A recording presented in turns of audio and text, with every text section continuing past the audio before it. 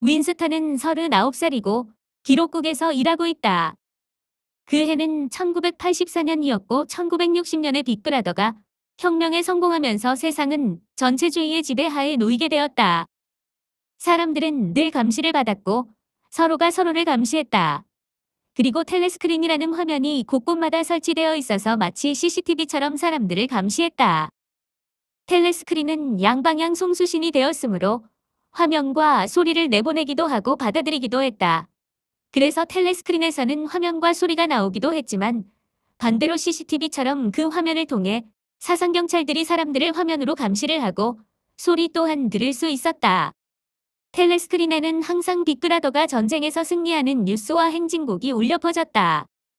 그때는 세상은 유라시아, 오세아니아, 동아시아 세 개 나라로 나뉘어졌고 그 세 국가는 항상 전쟁 중이었다.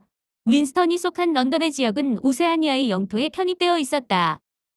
윈스턴은 기록국에서 일하면서 빅브라더를 찬양하는 간행물을 발간하고 잘못된 내용은 수정하는 등의 작업을 했다. 하지만 진실은 어디에도 없었으며 그저 당에서 시키는 대로 신문이나 잡지 등의 내용을 수정했다. 조금이라도 실수를 하거나 사람들과 교류를 하거나 하면 사상경찰의 감시를 받았다. 그리고 어느샌가 쥐도 새도 모르게 사람들은 잡혀갔다 그리고 돌아오지 않았다. 그들은 그것을 증발했다라고 표현했다. 아이들은 부모들을 감시했으며 아이들이 부모의 행동을 사상경찰에게 고발하면 부모들은 곧 끌려가 처형되거나 강제노동시설로 끌려갔다. 당에서는 사랑은 인정하지 않았고 부부는 아이를 생산할 목적이었으며 그것은 의무였고 사랑은 아니었다. 인구의 2%에 해당하는 당의 내부 당원들이 인구의 13%인 중간계급을 통해서 인구의 85%인 노동자 계급을 통제하는 사회였다. 윈스턴은 거대한 피라미드형의 건물의 어느 한 곳에서 일했으며 그곳에 있는 직원들은 정기적으로 빅브라더를 찬양하는 행사에 참석해야 했다. 텔레스크린에서 나오는 빅브라더의 전쟁의 승리를 환호하며 동조해야 했고 빅브라더의 적이자 반대파인 골드스타인이 나올 때면 반대로 엄청나게 욕을 해야 했다. 사람들은 골드스타인이 화면에 나올 때면 소리를 치며 욕을 해댔고 물건을 던지기도 했다. 그러면 사상경찰에게 잡혀가지 않았고 당에 대한 충성심을 인정받았다. 윈스턴은 같은 건물에서 근무하는 줄리아라는 여자에게 관심을 갖는다. 하지만 그것은 좋아해서라기보다는 증오에 가까웠다. 그녀는 사상경찰일지도 모른다고 생각했고 자신을 감시하며 언젠가 잡아들일 꼬투리를 찾고 있는 것처럼 보였다. 그는 어느 날 주말에 숙소를 벗어나 노동자 계층의 마을로 갔다.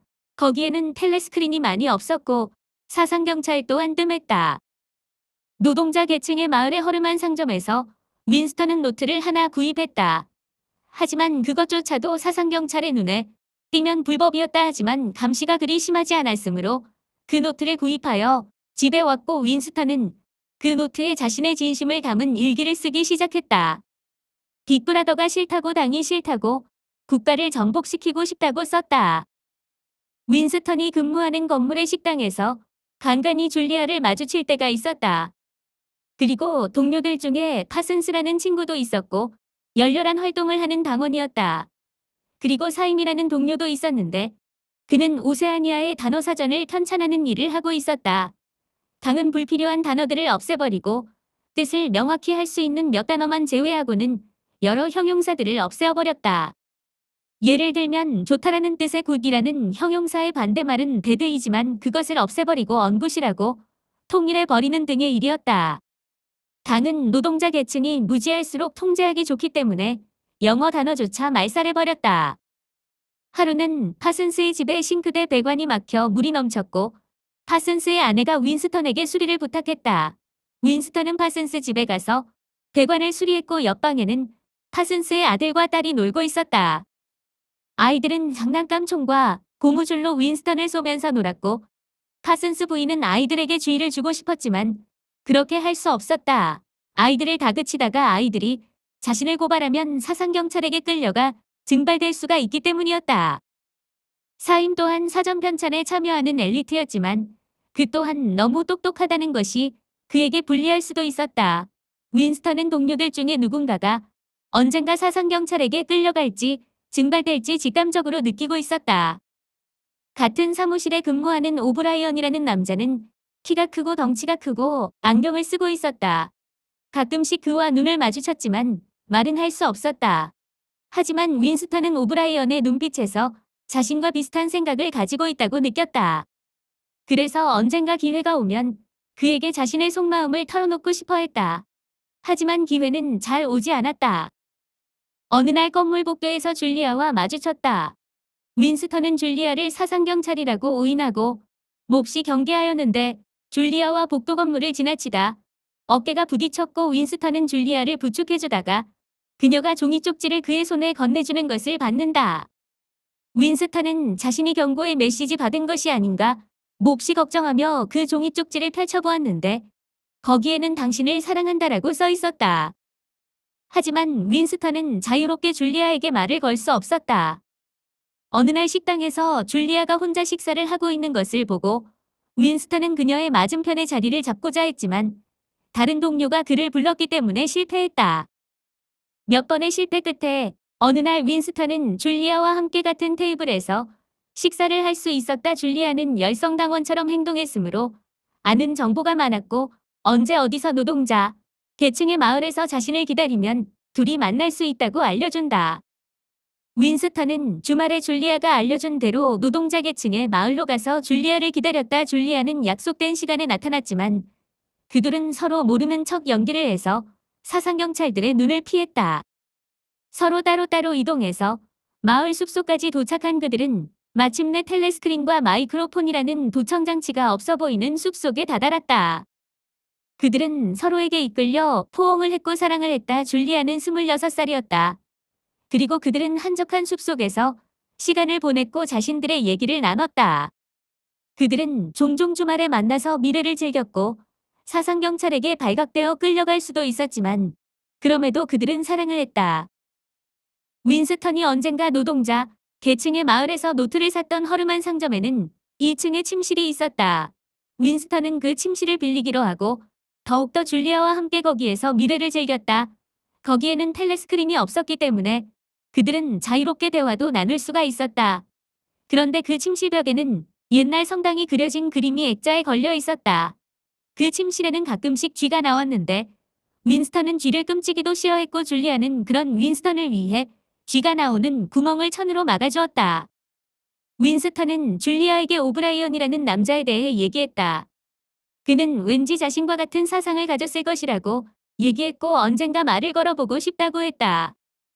그리고 윈스턴은 얼마 후 줄리아와 처음 마주쳤던 그 복도에서 오브라이언과 마주친다. 오브라이언은 윈스턴에게 말을 걸었고 그를 자신의 집에 초대하고 싶다고 하며 집 주소를 쪽지에 적어서 윈스턴에게 준다. 어느 날 윈스턴은 줄리아와 함께 오브라이언의 집을 방문했고 그 집은 매우 큰 저택이었고 하인들도 있었다. 오브라이언은 그들에게 식사와 술을 권했고 마침내 윈스턴은 오브라이언에게 진심을 털어놓는다. 빅브라더가 싫고 당이 싫고 골드스타인을 따라 지금의 체제를 전복시키고 싶다고 말했다. 오브라이언도 동의했다. 자신도 곧 윈스턴과 같은 생각이며 골드스타인을 따르는 형제단이 존재한다고 말했다. 하지만 오브라이언 자신도 명령을 받는 입장이고 행동대원들끼리도 서로 잘 모른다고 했다. 그리고 오브라이언이 윈스턴에게 지령을 줄 때가 있겠지만 모르는 남자를 통해서 그것을 전달할 것이며 그 지시에는 꼭 따라야 한다고 했다. 윈스턴은 동의했고 어떤 지령이 내려지더라도 다 수행할 것이라고 맹세했다. 하지만 오브라이언이 그것을 위해 줄리아와의 사랑도 포기할 것이라고 묻자 윈스턴은 약간 머뭇거렸으나 줄리아는 반대했다. 오브라이언은 알겠다고 했다. 며칠 뒤 오브라이언은 윈스턴에게 지령을 주었고 언제 어느 때 어떤 남자가 윈스턴에게 말을 걸고 가방을 하나 건네줄 것이라고 했다. 그 안에는 골드스타인이 쓴 책이 들어있을 것이라고 했다. 윈스턴은 얼마 후 모르는 남자에게서 가방을 하나 받았고 그것을 집에 가져와서 읽는다. 그 책은 골드스타인이 쓴 것으로서 빅브라더의 혁명이 일어나기 전부터의 일들과 그 이후의 당이 노동자, 계층을 통제하기 위해 만든 여러 제도를 분석하는 내용이었다. 윈스턴은 자신의 은신처인 그 2층 침실에서 줄리아와 함께 미래를 즐기며 그 책을 소리내어 낭독한다. 하지만 줄리아는 그 내용에는 관심이 없었고 그녀는 자고 있었다.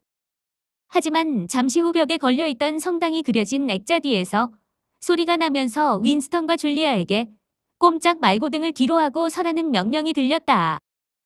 액자는 곧 떨어졌고 그 뒤에는 텔레스크린이 설치되어 있었으며 곶검은 제복을 입은 남자들이 들이닥쳤다.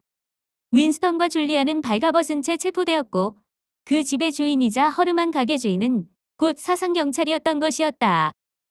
윈스턴과 줄리아는 각각 체포되어 따로 수감되었고 서로의 생사를 확인할 수 없었다.